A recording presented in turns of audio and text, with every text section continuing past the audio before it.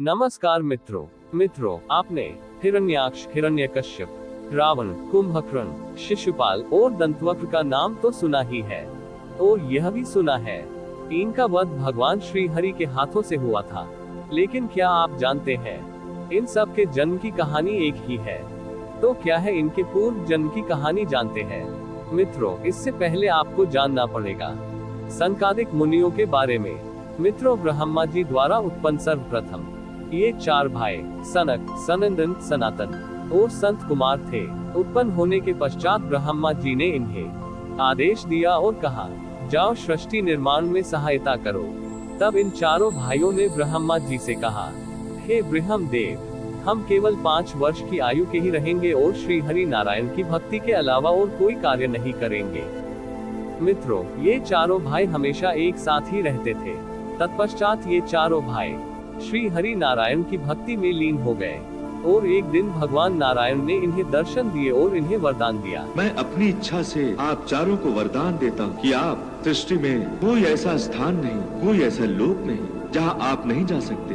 आपके लिए सृष्टि का हर द्वार खुला है। मित्रों, तभी से इनका नाम संकादिक ऋषि पड़ गया। एक दिन ये चारों संकादिक ऋषि श्री हरि के दर्शनों की अभिलाषा लेकर बैकुंठ धाम पहुँचे। बैकुंठ धाम के द्वार पर पहुंचते ही जय और विजय नाम के 2 पार्षद द्वारपाल के रूप में वहां खड़े हुए थे। ये दोनों श्री हरि के प्रमुख पार्षद थे। मित्रों, उन दोनों पार्षदों ने संकादिक ऋषियों को श्री हरि से मिलने से रोक दिया, क्योंकि मित्रों श्री हरि उस समय निद्रा अवस्था में थे। इस बात पर क्रोधित होकर संकादिक ऋषियों ने दोनों द्वारपालों को कई जन्मों तक मृत्यु लोक में जीवन व्यतीत करने का श्राप दे दिया। मित्रों, पार्षद ऋषियों से क्षमा याचना करने लगे। द्वारपालों को ऋषियों द्वारा श्राप दिए जाने पर श्री हरि निद्रा से जाग गए और ऋषियों के पास द्वार पर पहुंचे। जय विजय, हाँ उनसे पाप अवश्य हुआ है, मैं मानता हूँ, किंतु इस प्रकार सदा के लिए वैकुंठ से निष्कासित कर देना ये उचित नहीं। श्री हरि के दर्शन पाते ही ऋषियों का क्रोध शांत हो गया।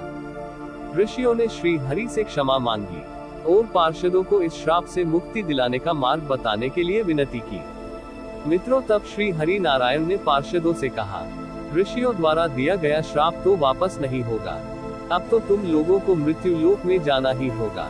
लेकिन 2 मार्ग हैं तुम्हारे पास मृत्यु लोक से मुक्ति पाने के। पहला, तुम दोनों को 7 जन्मों तक मेरी भक्ति करनी होगी, तब तुम्हें मृत्यु लोक से मुक्ति मिल सकेगी। पार्षद बोले, प्रभु हम तो आपके बगैर एक पल भी नहीं रह सकते, 7 जन्मों तक कैसे रहेंगे? दूसरा मार्ग बताइए प्रभु। श्री हरि ने दूसरा मार्ग बताया और कहा, या फिर 3 जन्मों तक मुझसे शत्रुता करनी होगी। बताइए कौन सा मार्ग स्वीकार है? मित्रों, तब जय और विजय नाम के पार्षदों ने कहा, यदि और कोई मार्ग नहीं है प्रभु, तो हमें आपकी शत्रुता ही स्वीकार है।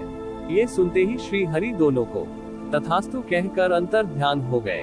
तो मित्रों, संकादिक ऋषियों का ये श्राप ही हिरण्याक्ष और हिरण्यकश्यप, लंकापति रावण और कुंभकर्ण, दंतवक्र और शिशुपाल के पूर्व जन्म की गाथा है। और इसका वर्णन हमें श्रीमद् भागवत पुराण के 3 स्कंद के 15वें अध्याय में मिलता है। मित्रों, ऋषियों के श्राप के कारण उन दोनों द्वारपालों जय और विजय ने अपना पहला जन्म हिरण्याक्ष और हिरण्यकश्यप के रूप में लिया। दूसरा जन्म त्रेता युग में रावण और कुंभकर्ण के रूप में लिया था। तीसरा और अंतिम जन्म द्वापर युग में दंतवक्र और शिशुपाल के रूप में लिया था।